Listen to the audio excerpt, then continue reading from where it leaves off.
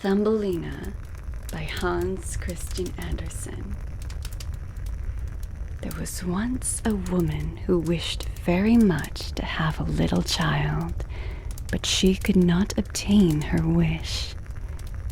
At last, she went to a fairy and said, "I should so very much like to have a little child. Can you tell me where I can find one?" "Oh, that can be easily managed," said the fairy. "Here is a barley corn of a different kind to those which grow in the farmer's fields, and which the chickens eat. Put it into a flower pot and see what will happen." "Thank you," said the woman, and she gave the fairy 12 shillings, which was the price of the barley corn. Then she went home and planted it, and immediately there grew up a large, handsome flower, something like a tulip in appearance, but with its leaves tightly closed as if it were still a bud. "It is a beautiful flower," said the woman, and she kissed the red and golden-colored leaves, and while she did so, the flower opened, and she could see that it was a real tulip. Within the flower, upon the green velvet stamens, sat a very delicate and graceful little maiden. She was scarcely half as long as a thumb, and they gave her the name of Thumbelina. A walnut shell, elegantly polished, served her for a cradle. Her bed was formed of blue-violet leaves, with a rose leaf for a counterpane. Here she slept at night, but during the day she amused herself on a table, where the woman had placed a plateful of water. Round this plate were wreaths of flowers with their stems in the water, and upon it floated a large tulip leaf, which served Thumbelina for a boat. Here the little maiden sat and rowed herself from side to side with the 2 oars made of white horsehair. It really was a very pretty sight. Thumbelina could also sing so softly and sweetly that nothing like her singing had ever before been heard. One night, while she lay in her pretty bed, a large, ugly, wet toad crept through a broken pane of glass in the window and leapt right upon the table where Thumbelina lay sleeping under her rose-leaf quilt. "What a pretty little wife this would make for my son," said the toad. She took up the walnut shell in which little Thumbelina lay asleep and jumped through the window with it into the garden. In the swampy margin of a broad stream in the garden lived the toad with her son. He was uglier even than his mother, and when he saw the pretty little maiden in her elegant bed, he could only cry, "Croak, croak, croak." "Don't speak so loud or she will wake," said the toad, "and then she might run away, for she is as light as swan's down. We will place her on one of the water lily leaves out in the stream. It will be like an island to her, she is so light and small, and then she cannot escape. And while she is away, we will make haste and prepare the stateroom under the marsh, in which you are to live when you are married." Far out in the stream grew a number of water lilies, with broad green leaves which seemed to float on the top of the water. The largest of these leaves appeared farther off than the rest, and the old toad swam out to it with a walnut shell, in which little Thumbelina lay still asleep. The tiny little creature woke very early in the morning and began to cry bitterly when she found where she was, for she could see nothing but water on every side of the large green leaf, and no way of reaching the land. Meanwhile, the old toad was very busy under the marsh, decking her room with rushes and wild yellow flowers to make it look pretty for her new daughter-in-law. Then she swam out with her ugly son to the leaf on which she had placed poor little Thumbelina. She wanted to fetch the pretty bed that she might put it in the bridal chamber to be ready for her. The old toad bowed low to her in the water and said, "Here is my son. He will be your husband, and you will live happily in the marsh by the stream." Croak, croak, croak was all her son could say for himself. So the toad took up the elegant little bed and swam away with it, leaving Thumbelina all alone on the green leaf, where she sat and wept. She could not bear to think of living with the old toad and having her ugly son for a husband. The little fishes who swam about in the water beneath had seen the toad and heard what she said, so they lifted their heads above the water to look at the little maiden.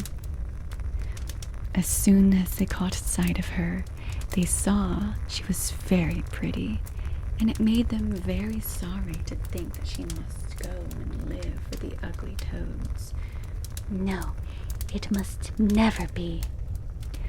So they assembled together in the water round the green stalk which held a leaf on which the little maiden stood, and gnawed away at the root with their teeth.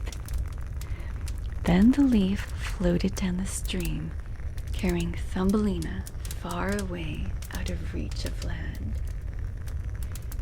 Thumbelina sailed past many towns, and the little birds in the bushes saw her and sang, "What a lovely little creature." So the leaf swam away with her farther and farther, till it brought her to other lands. A graceful little white butterfly constantly fluttered round her, and at last alighted on the leaf. Thumbelina pleased him, and she was glad of it, for now the toad could not possibly reach her, and the country through which she sailed was beautiful, and the sun shone upon the water till it glittered like liquid gold. She took off her girdle and tied one end of it round the butterfly, and the other end of the ribbon she fastened to the leaf, which now glided on much faster than ever, taking little Thumbelina with it as she stood. Presently, a large cockchafer flew by. The moment he caught sight of her, he seized her round her delicate waist with his claws and flew with her into a tree. The green leaf floated away on the brook, and the butterfly flew with it, for he was fastened to it and could not get away. Oh, how frightened little Thumbelina felt when the cockchafer flew with her into the tree. But especially was she sorry for the beautiful white butterfly which she had fastened to the leaf, for if he could not free himself, he would die of hunger. But the cockchafer did not trouble himself at all about the matter. He seated himself by her side on a large green leaf, gave her some honey from the flowers to eat, and told her she was very pretty, though not in the least like a cockchafer. After a time, all the cockchafers turned up their feelers and said, "She has only 2 legs. How ugly that looks. She has no feelers," said another. "Her waist is quite slim. Pooh, she is like a human being." "Oh, she is ugly," said all the lady cockchafers, although Thumbelina was very pretty. Then the cockchafer who had run away with her believed all the others when they said she was ugly, and would have nothing more to say to her, and told her she might go where she liked. Then he flew down with her from the tree and placed her on a daisy, and she wept at the thought that she was so ugly that even the cockchafers would have nothing to say to her. And all the while she was really the loveliest creature that one could imagine, and as tender and delicate as a beautiful rose leaf. During the whole summer, poor little Thumbelina lived quite alone in the wide forest. She wove herself a bed with blades of grass and hung it under a broad leaf to protect herself from the rain. She sucked the honey from the flowers for food and drank the dew from their leaves every morning. So passed away the summer and the autumn, and then came the winter, the long, cold winter. All the birds who had sung to her so sweetly were flown away, and all the trees and the flowers had withered. The large clover leaf under the shelter of which she had lived was now rolled together and shriveled up.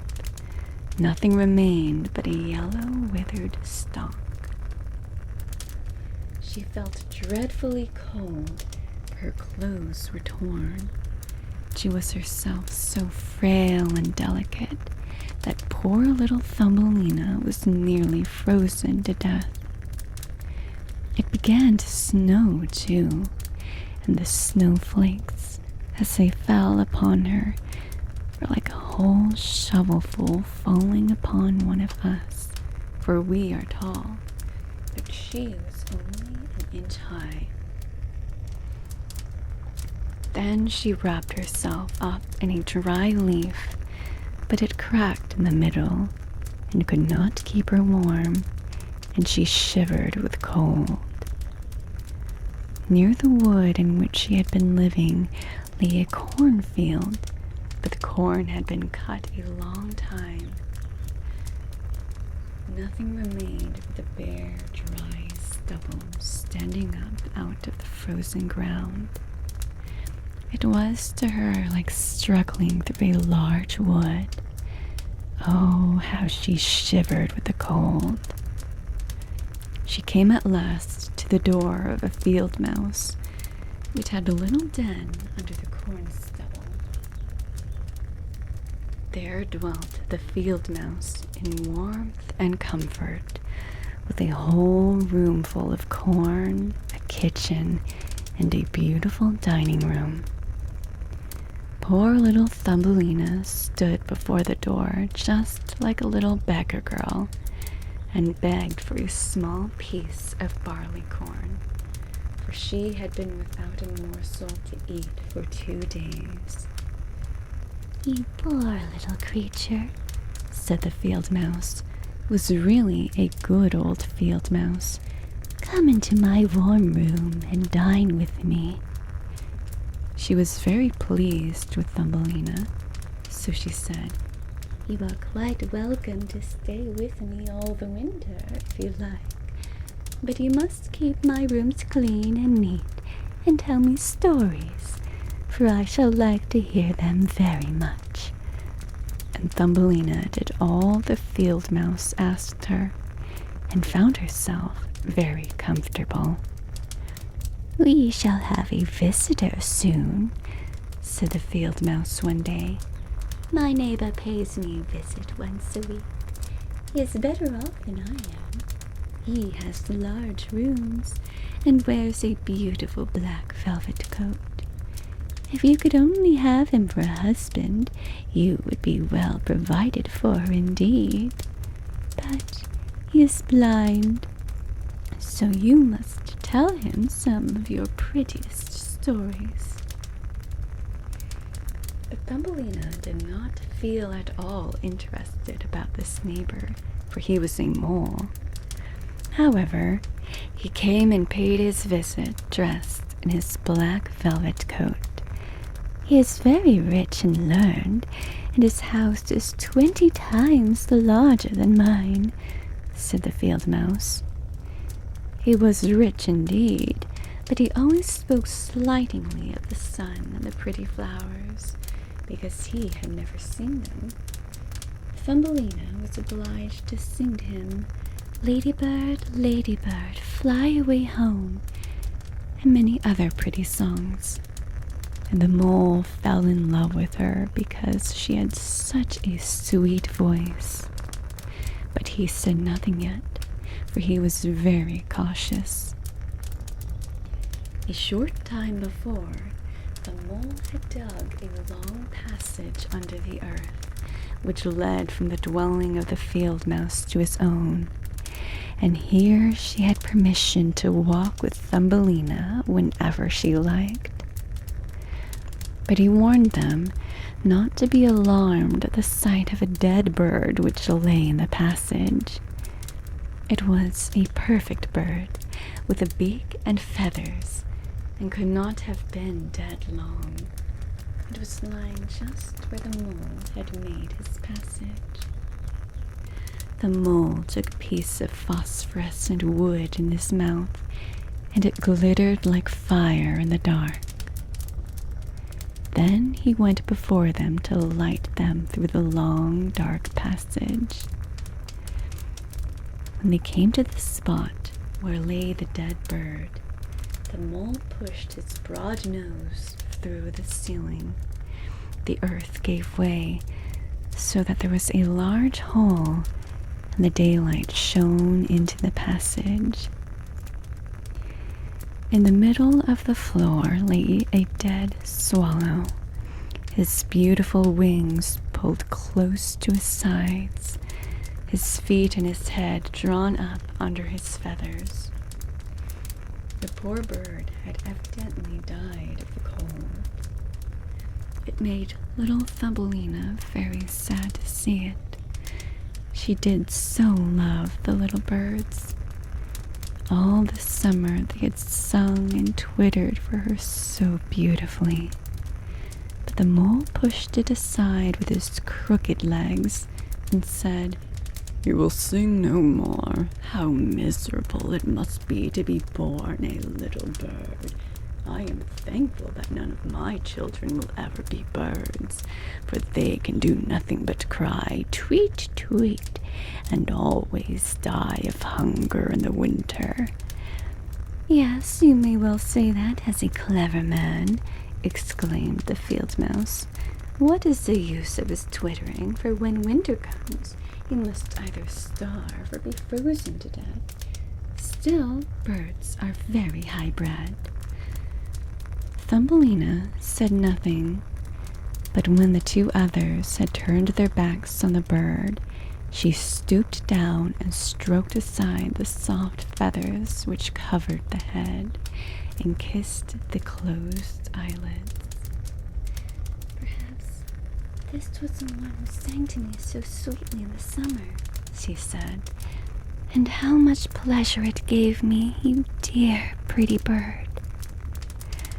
The mole now stopped up the hole through which the daylight shone, and then accompanied the lady home. But during the night, Thumbelina could not sleep, so she got out of bed and wove a large, beautiful carpet of hay. Then she carried it to the dead bird and spread it over him, with some down from the feathers which she had found in the field mouse's room. It was as soft as wool, and she spread some of it on each side of the bird, so that he might lie warmly in the cold earth. "Farewell, you pretty little bird," said she. "Farewell. Thank you for your delightful singing during the summer, when all the trees were green and the warm sun shone upon us."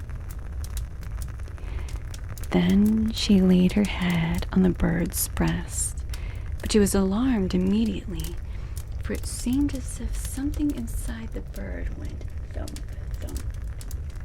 It was the bird's heart. He was not really dead, only benumbed with the cold, and the warmth had restored him to life. In autumn, all the swallows fly away into warm countries, but if one happens to linger, the cold seizes it. It becomes frozen and falls down as if dead. It remains where it fell, and the cold snow covers it. Thumbelina trembled very much. She was quite frightened. The bird was large, a great deal larger than herself. She was only an inch high.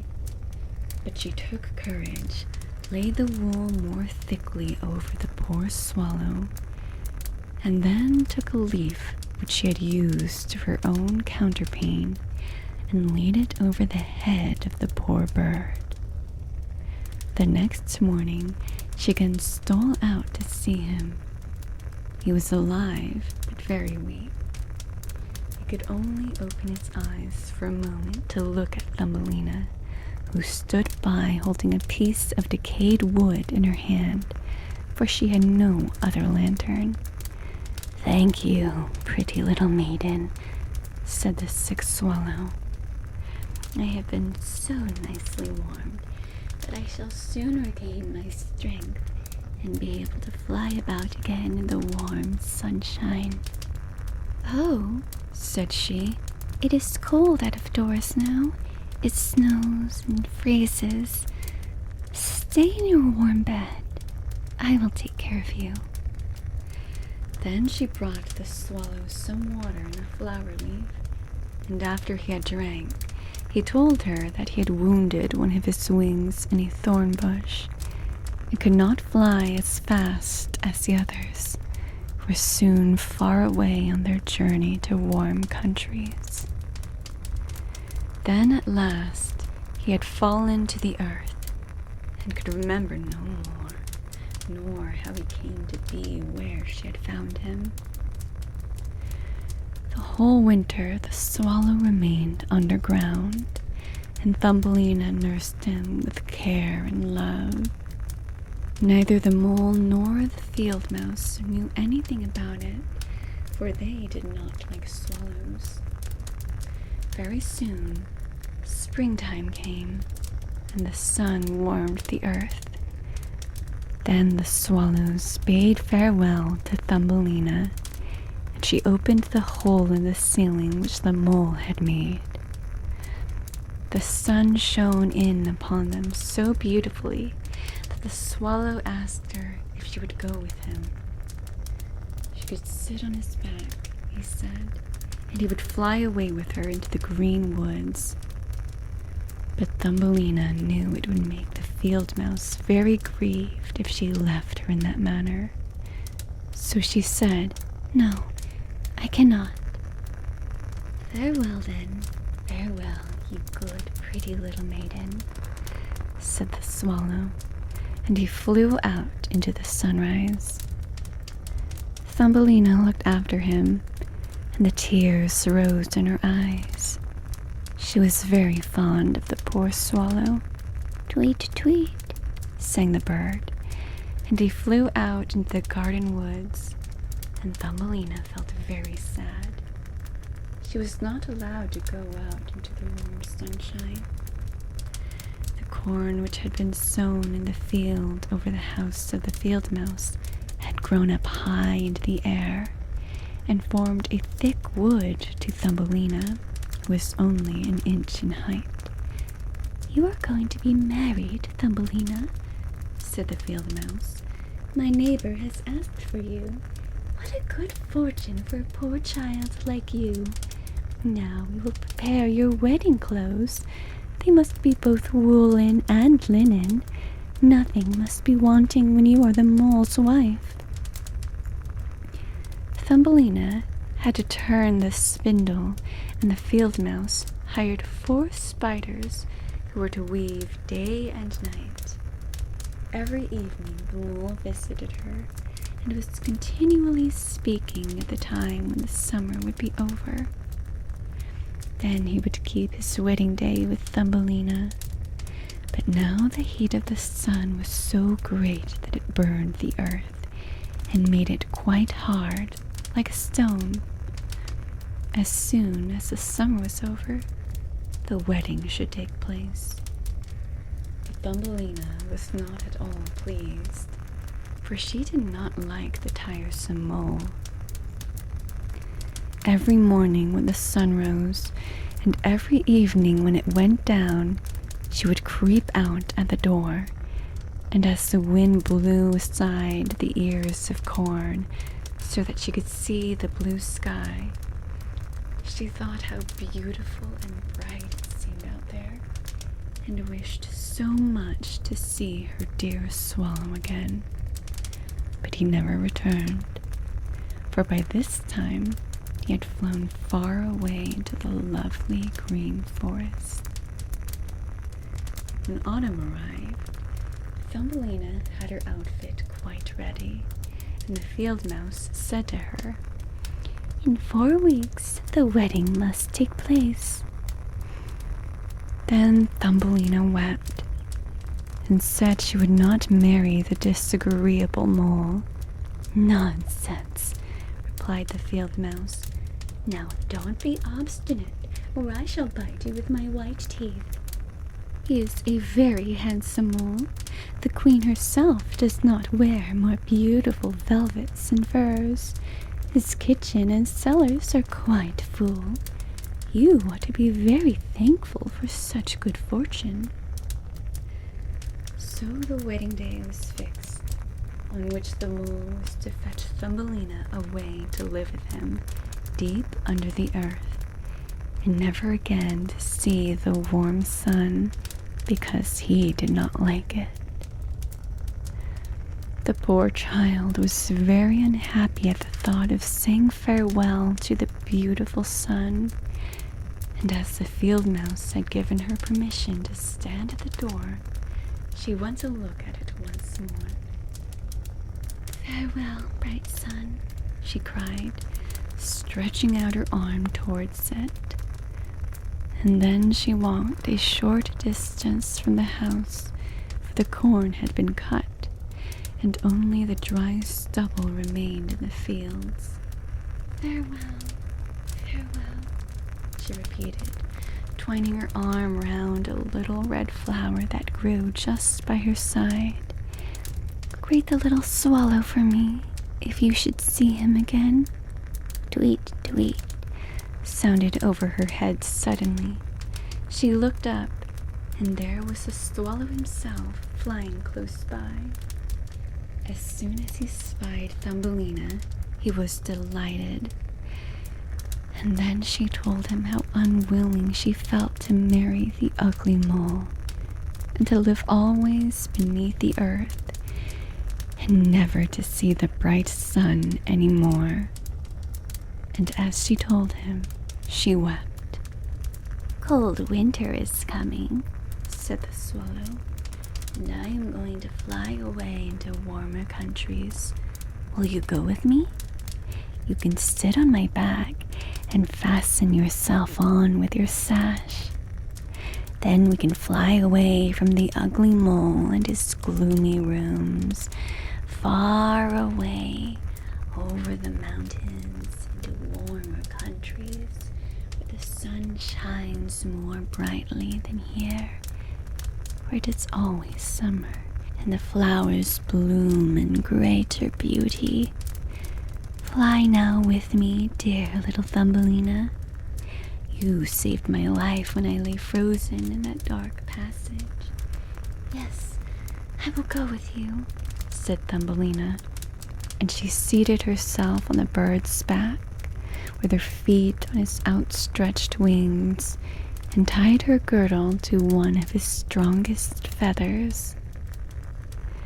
Then the swallow rose in the air and flew over forest and over sea, high above the highest mountains, covered with eternal snow.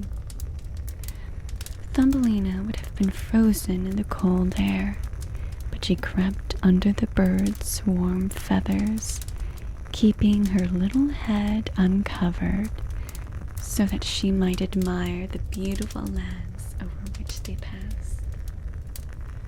At length, they reached the warm countries where the sun shines brightly and the sky seems so much brighter above the earth. Here, on the hedges and by the wayside, grew purple, green, and white grapes. Lemons and oranges hung from trees in the woods. The air was fragrant with myrtles and orange blossoms. Beautiful children ran along the country lanes, playing with large, gay butterflies. And as the swallows flew farther and farther, every place appeared more lovely. At last, they came to a blue lake, and by the side of it, shaded by trees of the deepest green, stood a palace of dazzling white marble built in the olden times. Vines clustered round its lofty pillars, and at the top were many swallows' nests, and one of these was the home of the swallow who carried Thumbelina. "This is my house," said the swallow, "but it would not do for you to live there. You would not be comfortable. You must choose for yourself one of these lovely flowers, and I will put you down upon it, and then you shall have everything that you can wish to make you happy." "That will be delightful," she said, and clapped her little hands for joy. A large marble pillar lay on the ground, which, in falling, had been broken into 3 pieces. Between these pieces grew the most beautiful large white flowers, so the swallow flew down with Thumbelina and placed her on one of the broad leaves. But how surprised she was to see in the middle of the flower a tiny little man, as white and transparent as if he had been made of crystal. He had a gold crown on his head and delicate wings at his shoulders, and was not much larger than Thumbelina herself.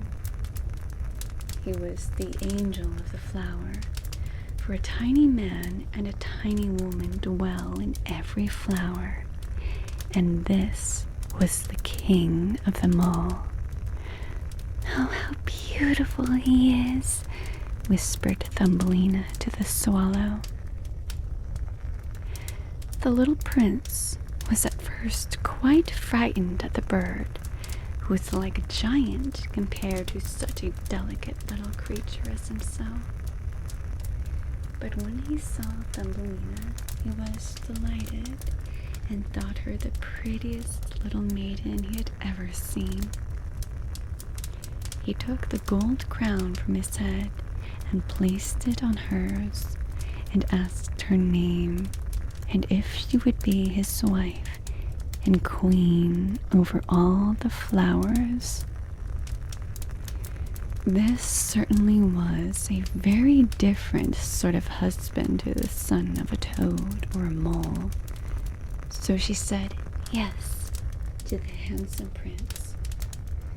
Then all the flowers opened, and out of each came a little lady or a tiny lord. Oh, so pretty that it was quite a pleasure to look at them. Each of them brought Thumbelina a present, but the best gift was a pair of beautiful wings, which had belonged to a large white fly, and they fastened them to Thumbelina's shoulders so that she might fly from flower to flower. Then there was much rejoicing, and the little swallow who sat above them in his nest was asked to sing a wedding song, which he did as well as he could, but in his heart he felt sad, for he was very fond of Thumbelina, and would have liked never to part from her again. "Farewell, farewell," said the swallow, with a heavy heart, as he left the warm countries to fly back into Denmark. There he had a nest over the window of a house in which dwelt the writer of fairy tales. The swallow sang, "Tweet, tweet," and from his song came the whole story.